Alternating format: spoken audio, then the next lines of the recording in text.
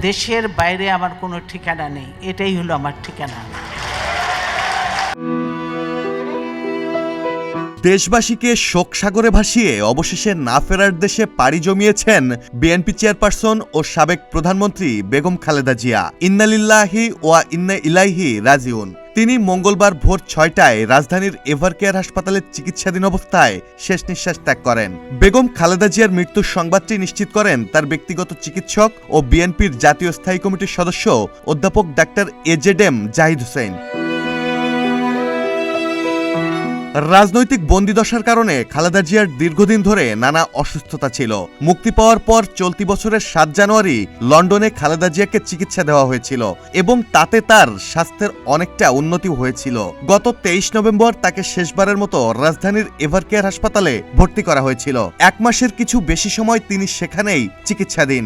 এবার তিনি আর চিকিৎসায় সাড়া দিতে পারলেন না। দেশনেত্রী আপসীন উপাধিতে ভূষিত খালেদা জিয়া চির বিদায় নিলেন তার প্রিয় দেশবাসীর কাছ থেকে। বেগম খালেদা জিয়াকে মৃত ঘোষণার সময় তার জ্যেষ্ঠ পুত্র ও বিএনপির ভারপ্রাপ্ত চেয়ারম্যান তারেক রহমান, পুত্রবধূ ডাক্তার জুবাইদা রহমান, নাতনি জাইমা রহমান, ছোট পুত্রবধূ শারমিলি রহমান, ছোট ভাই শামীম ইস্কান্দার, বড় বোন সেলিনা ইসলাম সহ অন্যান্য নিকটাত্মীয়, বিএনপি মহাসচিব মির্জা ফখরুল ইসলাম আলমগীর, বেগম খালেদা জিয়ার চিকিৎসায় গঠিত মেডিকেল বোর্ডের সকল চিকিৎসকবৃন্দ উপস্থিত ছিলেন। মাহমুদুল হাসান শাওন, প্রতিদিনের বাংলাদেশ।